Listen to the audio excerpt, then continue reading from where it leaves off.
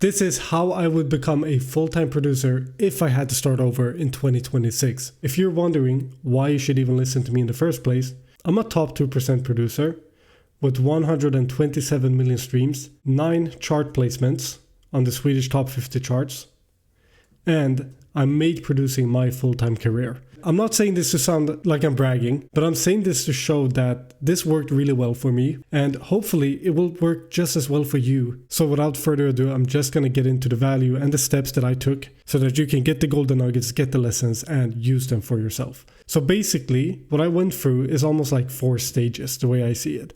So we got stage 1, which is bootcamp, stage 2, which is what I call the underground stage, stage 3 is the come-up stage, and stage 4 is the full-time stage. And I'm going to walk you through each stage and what I did to progress from one level to the next. Stage 1 is what I like to call the bootcamp stage.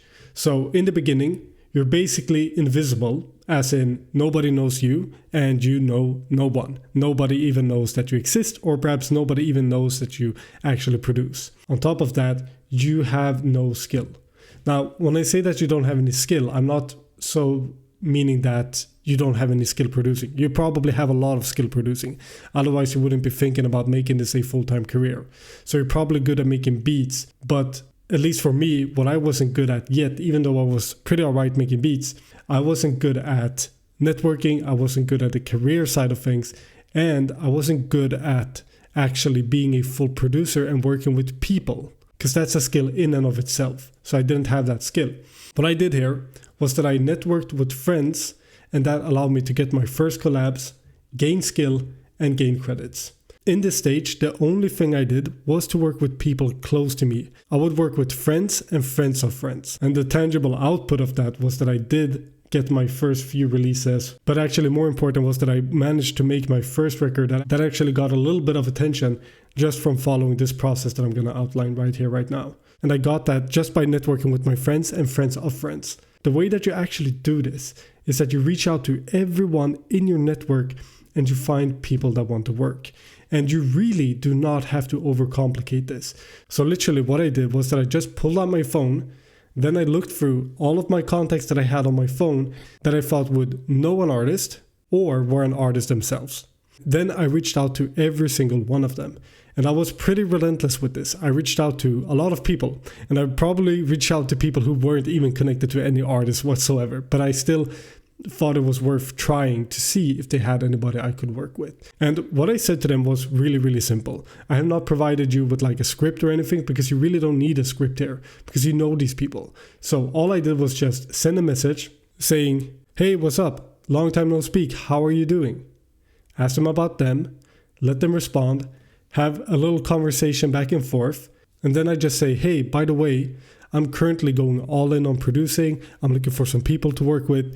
You don't happen to know anyone that's a rapper that's looking for beats or looking for a producer?" And if they were an artist, I would reach out in the same way, like, "Hey, what's up? Long time no speak. How are you doing?" Talk to them for a few messages. Then I would just say that, "Hey, by the way, I'm right now going all in on producing. I'm looking for some rappers to work with. I've heard your stuff before. They're really good. I think we could do some dope stuff together. Let me know if you're interested in working." Something as simple as that, and really doesn't have to be complicated. You might hear this and think, okay, amazing. Well, I don't have anyone in my network. I don't know anybody that does music. If you have been producing for a while, chances are that you do actually have more connections than you think. Chances are also that the people that you know also have more connections than you think. I did not think that I actually had people in my network that I could start working with, but I was proved wrong when I started asking.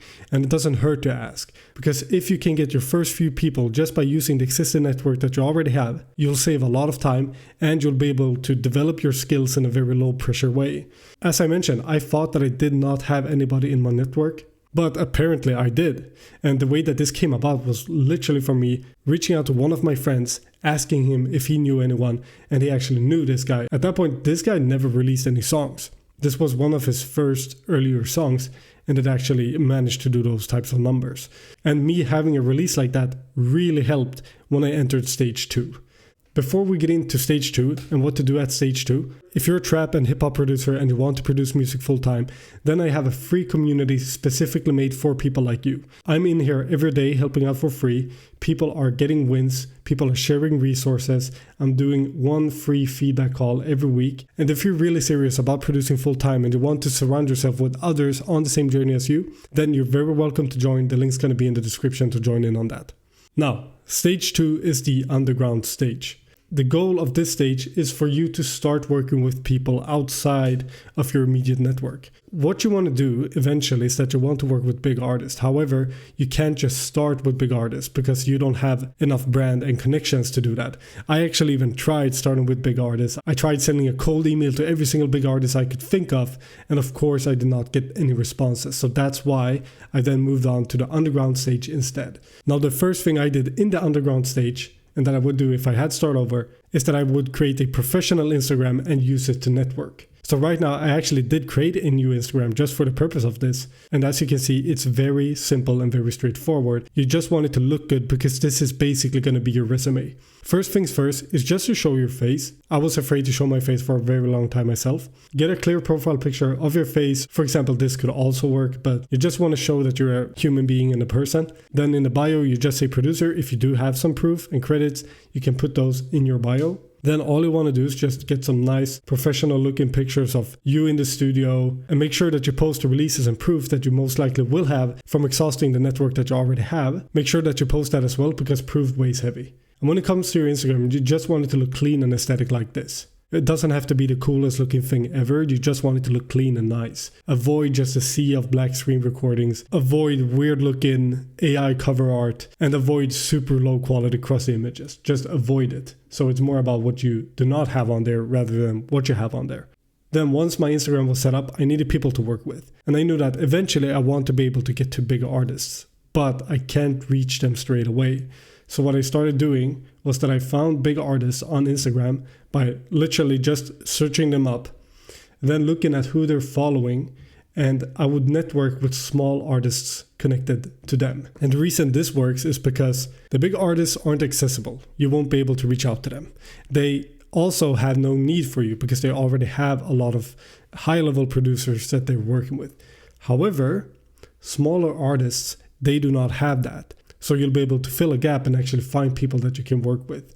But the good thing about working with small artists connected to bigger artists is that you get in proximity to where the quote-unquote action is. You get in proximity to the bigger artists and you'll be moving in the right circles and you'll be getting connections in the right circles, which is insanely important. And that is why I started with small artists connected to them. Now, when you're just starting out, and let's say that you don't have a lot of followers yet, you just have a few small credits, you'll just want to go for the smallest artists that you can find. Let's say, for example, that you have 500 followers.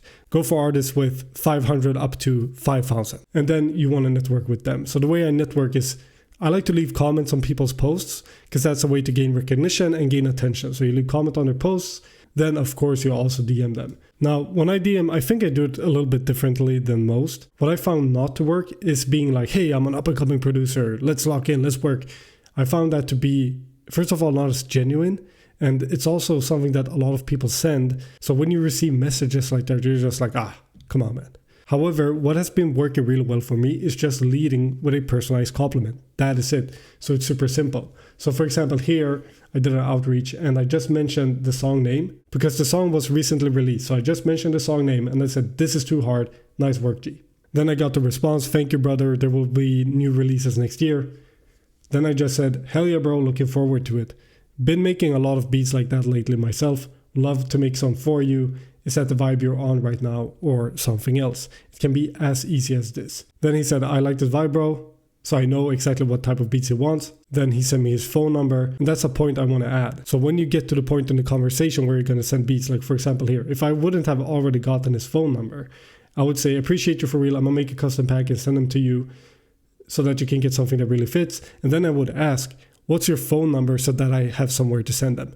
And I would literally ask for their phone number first before asking for mail or even giving options for an email. Because if you have the phone number, it's way easier to actually get your beats heard because they can just pick it up whenever and listen to them, and you'll have direct access to the artist and be able to build a better relationship. So I will always ask for the phone number first or direct contact before getting the mail. Now let's say for example that I ask for the phone number, but then they say, oh no, here's my mail, I prefer doing it for mail. Sure, then go ahead, move forward with the email.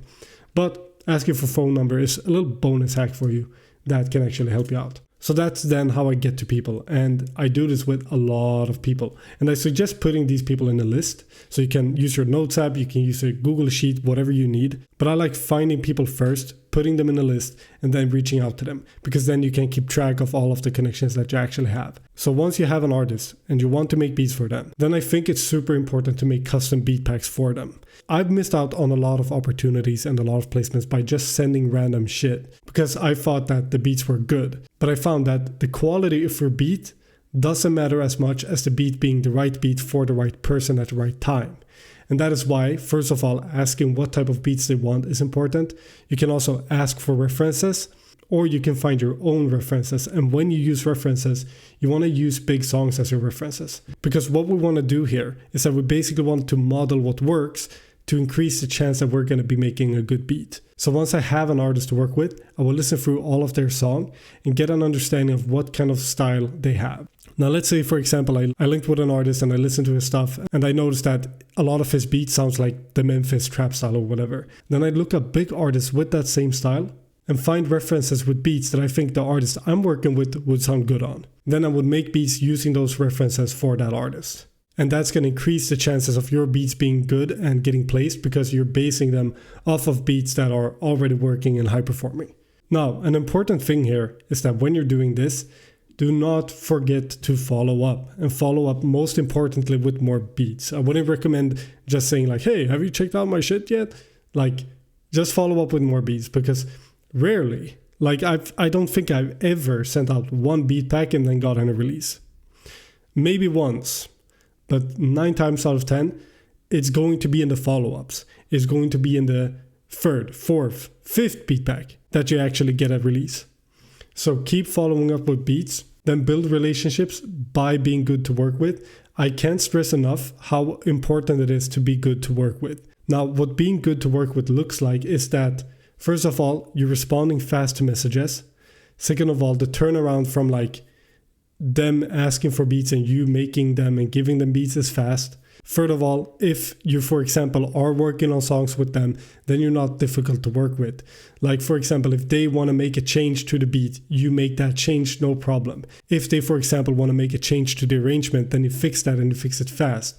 If they want to make revisions to the mixing, then you also fix that and you fix it fast. And you'd be shocked over how many producers don't deliver at that level. But if you really focus to being the best possible producer to work with, you'll be ahead of 99% of producers, and these artists will keep wanting to work with you. Then a bonus here is to get in the studio. If you can get in the studio, that's even better because it will build the relationship better. You'll be able to help the artist out creating a full song, and it will make you a far more valuable producer than someone who's just sending beats. Now, once you've done this, you got a bunch of releases with a bunch of small artists who are connected to bigger artists.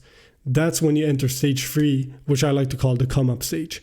The whole premise here is that you can't network 10 steps ahead, but you can always network 1 step ahead. So once you got your first releases with some small artists, perhaps they got 10k monthly listeners, perhaps they got 20, perhaps they got 30, then you want to leverage those releases to get more and better placements. Because releases and connections equal leverage. And a very good example of this is that I started working with this artist early on. We made some songs, nothing crazy, nothing huge. However, this artist was connected to other artists who were slightly bigger. So then, because of that, I was able to get in touch with a manager who wanted beats for this project. So I made this project. And that project wouldn't have happened if it wasn't for the project that I did before that with the other artists. Then I leveraged that project to get my first chart placement because I did that work. That manager thought it was good, and then because of that, he gave me an opportunity to make songs for this artist's album, and that ended up charting at number 25 on the Swedish Top 50. So what I did here was that I intentionally networked up the ladder using the same exact networking process as before. The only difference was that I used monthly listeners as my guideline. So I worked with an artist, he had 10k monthly listeners, we made some songs, they sounded good, then I make sure I post that on my Instagram, and then start reaching out to other people in that artist network that were connected to bigger artists that perhaps had 30k monthly listeners. Once I connected with some artists that had 30k monthly listeners, I'd repeat the same process, leverage that to get to artists with 40k, 50k, 60k, and so on. And that is how I got to the full-time stage. So the goal for me was to get to artists with 500k to 1 million monthly listeners, because that's where the money actually is. Doesn't mean that you won't get paid on the way, but with these artists, there's far more money to be made because they're actually making money from their songs. Doesn't matter if they're independent or if they're on a label, there's more money to be made here. If they're on a label, you'll be able to get bigger upfront payments. If they're independent, you'll be able to take bigger royalty cuts on the master, or just get a bigger upfront payment anyways because they actually have money to pay you. So what I did, and by the way, I did this throughout the entire process, but it wasn't until I got to this stage where it actually started paying off. So basically what I did was that I would charge 20% royalty on the master for independents, or a minimum of 1.5k per song. And you can't charge 1.5k per song when you're working with artists of that caliber because they know that it's worth it.